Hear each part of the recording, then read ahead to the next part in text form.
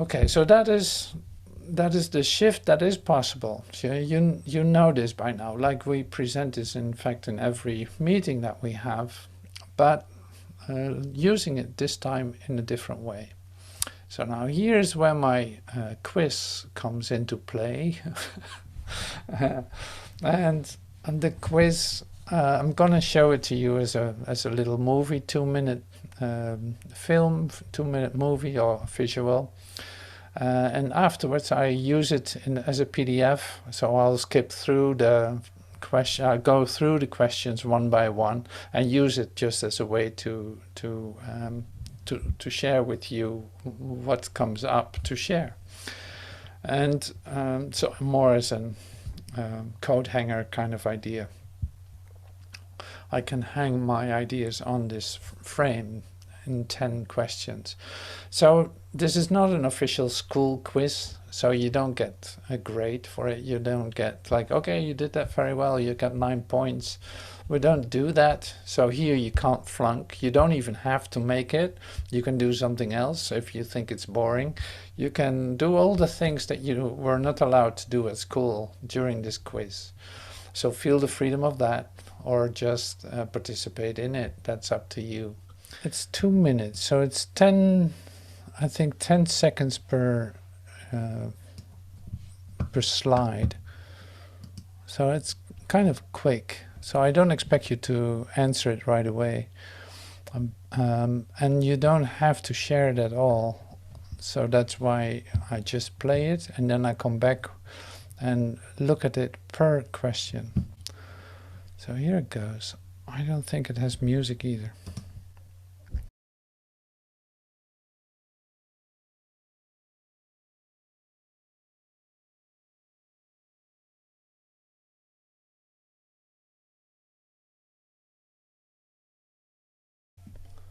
What is the fundamental idea behind trauma and sickness? Body memories, what is one of the characteristics?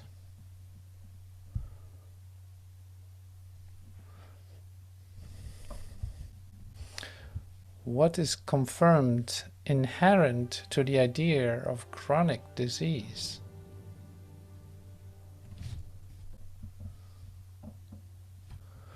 What is the basic misconception in an idea of objective reality? Can you transcend the world that you think is real? Can the body be healed if you believe in time and space as your reality?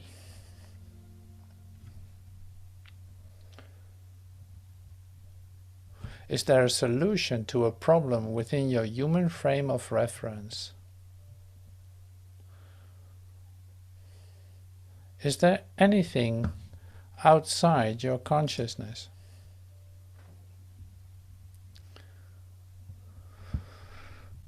What will solve the idea of problem?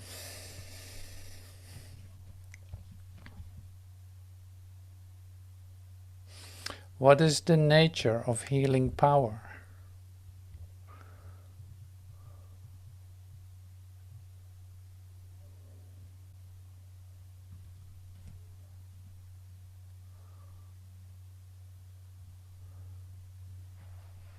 I better keep this here. So that was the quiz, and of course you recognize some of the questions for sure. That's like, oh yeah, I've heard about that. Oh yeah, what was that again? How does that work?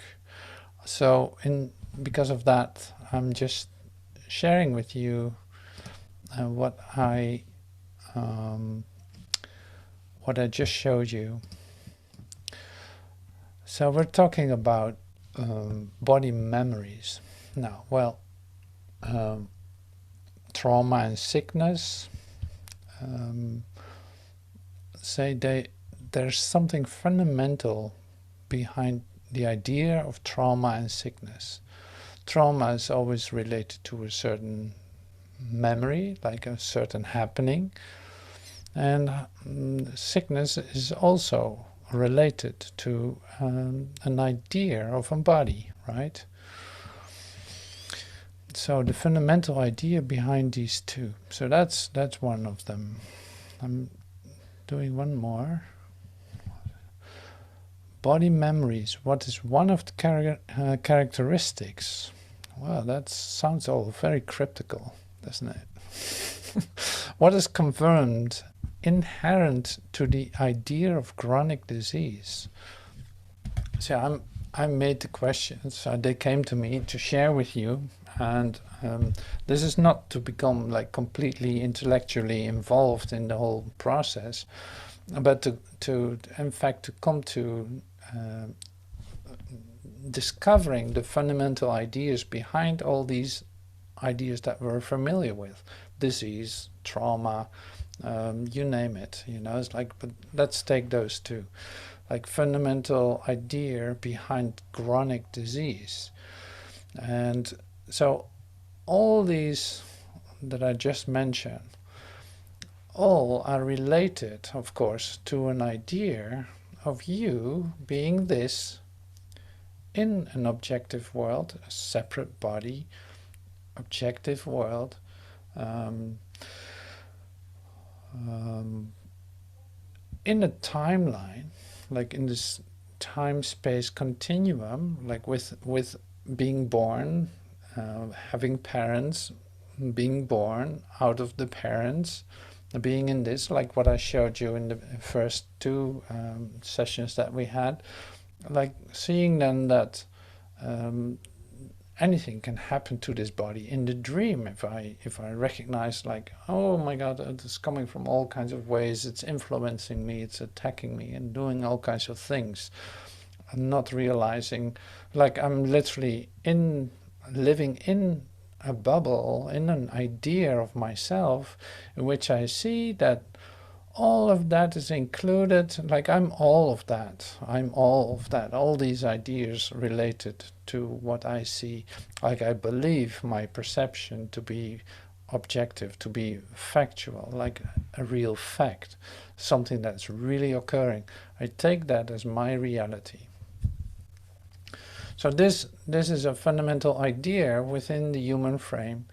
And so the ideas of chronic disease, sickness in general, trauma, and all these occurrences in this dream where anything can happen, that's like safety and security, safety and comfort are my highest good.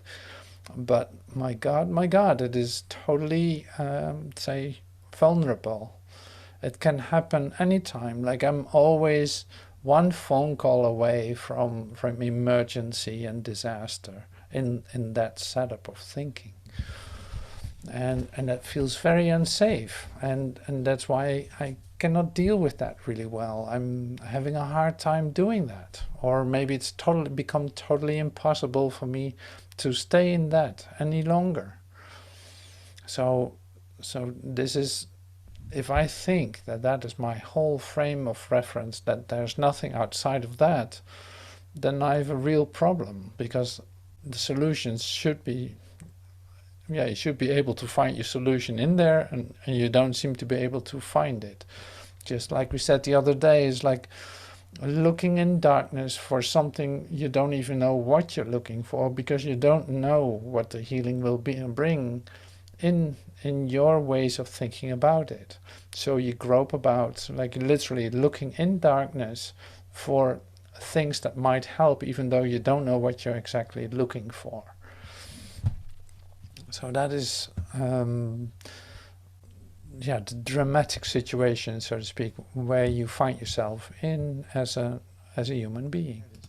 What is the fundamental idea behind trauma and sickness? And body memories, what is one of the characteristics?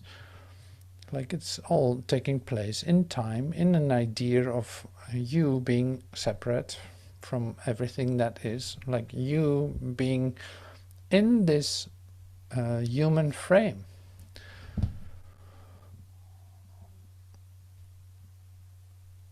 What is the basic misconception in an idea of objective reality? Well, the basic misconception in an idea of objective reality is the fact that you think that there's something out there, that there's a whole, say, I'll stop this for a second. So like the basic idea of misconception behind it is this: it's like you think that there's something out there that can influence you, not realizing that what you see is starting here with you. You know, it's like you see reflected what is going on. That is in fact, yeah, that's not a fact, but like that is what is happening. You perceive something, but what you perceive, the content of that starts with your idea about what you want to see, and you forgot that it worked like that. That's why you get lost literally in your human frame of reference, why you think that as your reality. You don't realize that it's you determining what you want to see. And like I said, that has an immediate effect on your body. It has an immediate effect on the possibilities that are coming to you, because you literally accept the fact that you're in this bubble, and that is your reality. You know, so the same as looking suddenly at this beautiful sunset, realizing there must be a God. Look at this incredible sunset, so beautiful. I'm totally overwhelmed by it.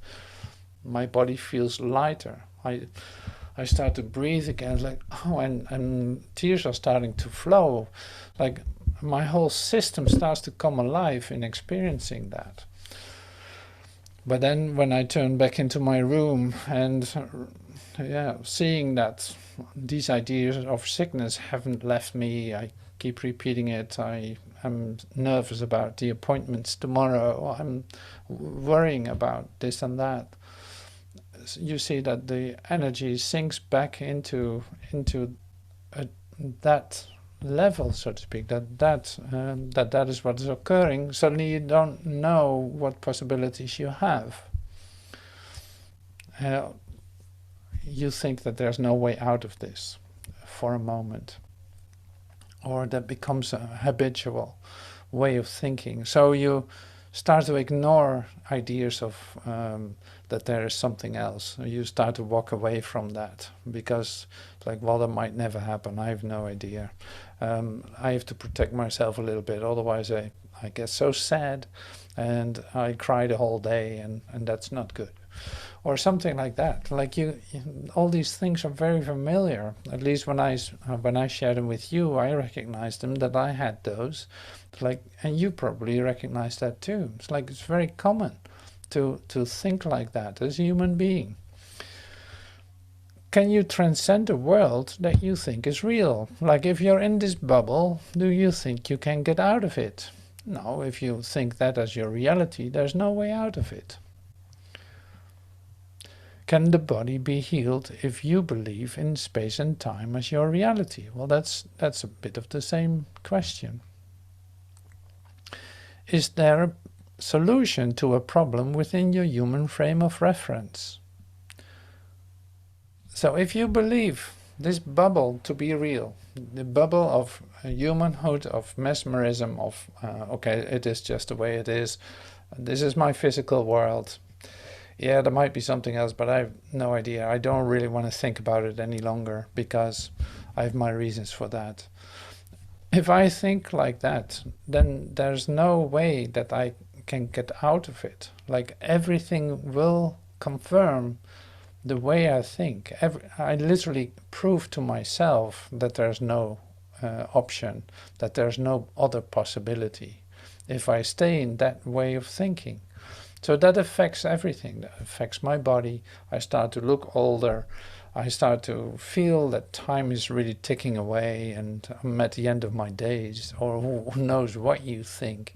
But that affects everything that you do with, and it is reflected in your body, because your body has not the capacity to do anything by itself. So it's like you literally get reflections back, even in the way that you look in the mirror at yourself. You see ideas that you hold about yourself reflected. And I know you know this. It's like I'm telling you things that you already know. I know that.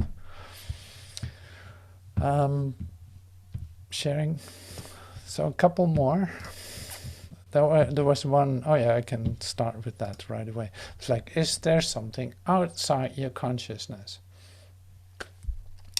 To a human idea of yourself, this is our starting point. To a human idea of myself, I think that there's someone out there, that there's some person, that there's some government, some world out there that can influence me, that can do something with me that is not in relationship with me, that is not, so I definitely think that there's something outside of my consciousness.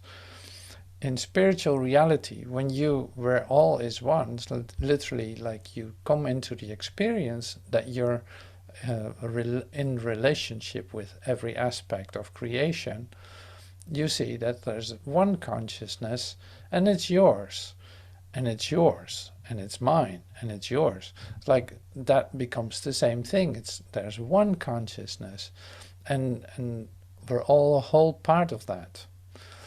That is a whole different way of thinking, of course. So in that way of thinking, there's nothing outside of you. You literally only give your joy to yourself.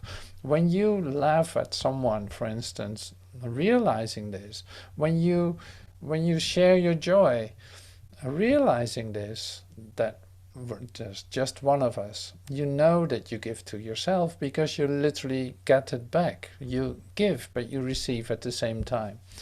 And when you receive your moment of the love of God, you know it extends into this everything that you're a whole part of. So you literally extend it to yourself.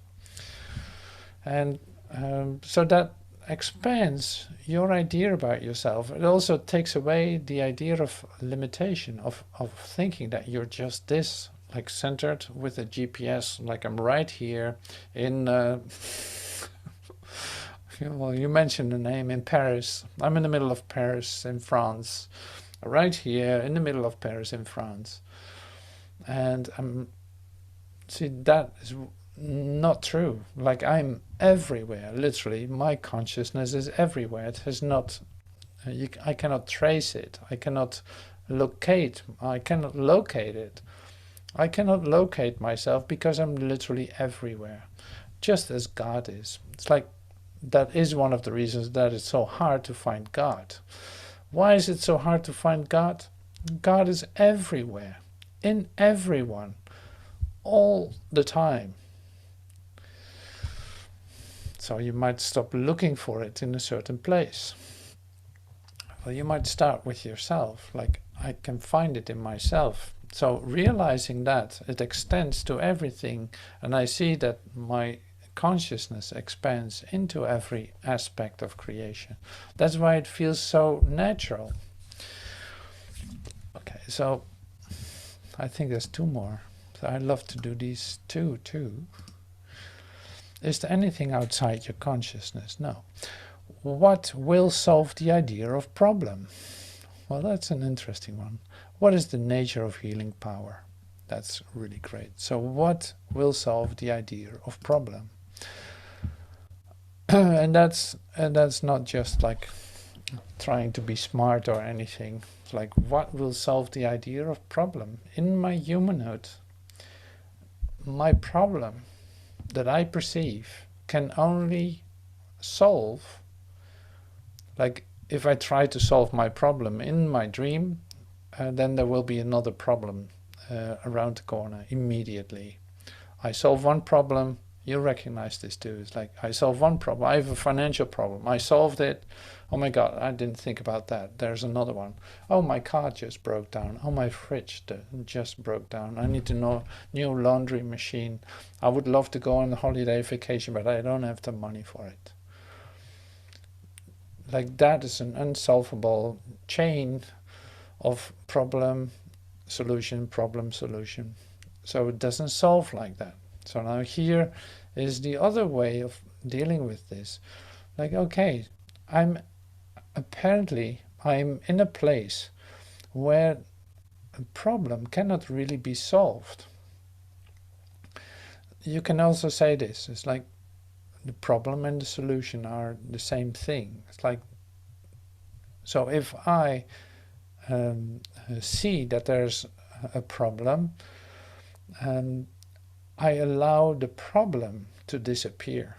I allow the problem to disappear by realizing that there's no solution to it. Like there's no solution. Because the problem that I perceive takes place in a location, in a place that is not real.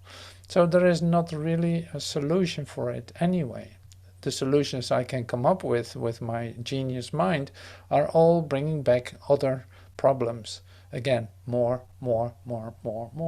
Just like you're very familiar with, for sure. So now I'm allowing my problem to dissolve by realizing that whatever problem I perceive, in truth, it has no reality. So that means if I allow that to dissolve, my problem is gone. With no solution, the problem disappears. It's literally, it has no solution. Because the place where I find this, and you see this, Joel tells you this, of course in Miracles tells you this too, is like the problem and the solution are not to be found in the same place. If I perceive a problem in a place of limitation, there is no solution to it. Realizing that, I come in touch with the true solution, and that is me being aware of the fact that I'm not separate from everything that is. So that was as short as I could say it. In fact, I know it's very compact what I'm trying to share with you, and I switch really quickly from the human frame of reference to teaching from totality. I know that, so bear with me. So the other point that I was sharing, that was the last one. Oh, the healing power. What is actually then the healing power? What brings everything together? Like what literally brings everything together? What is the principle behind healing? What is the healing principle? And of the healing power, whatever you like. Like, what is that? And this is so great. So you know the answer to that. I'm using, say, human expression here, the human frame. So in the moment that you were sitting down with whoever you had a conflict with, and you decided to let the conflict disappear, what made that happen? Like, what made that happen? You stepping back out of your idea of right, but choosing happiness, in fact choosing love, stepping out of the fear that you're going to lose something. Suddenly there was love. So you could say, like, love is the healing principle behind everything. Why does it feel good? If you are touched by something, suddenly you feel a hand on your shoulder and you feel connected. Like you feel the love of connection, of the recognition of, yes, we're one. There's only one thing going on. This is the healing power. So, and that is very basic, and you can practice it very well, even in your idea about yourself, wherever you find yourself. However you think about yourself, you can still practice this and see how well that works. Like literally, love dissolves all conflict. Love dissolves all darkness. The only proper response to any situation is love. Like you could say forgiveness, but it's like love, an act of love. How do if I don't even know how to respond to anyone, I say come in touch with my feelings of love, of connectedness. Like I bring that back. I allow myself not to shake up, to run away from the feelings of fear that I go through, but I'm standing here still and and waiting and listening and being willing to give. Like in my act of giving, I'm extending love, and that has an effect on me, on my brother, on everything, also on my body. You know, that's yeah. You know this from your forgiveness moments. So that is what I'd love to share with you as a first part of this class. I think it's huge. It's amazing. It's amazing. So thank you for listening so far. We will have a moment, like a little break,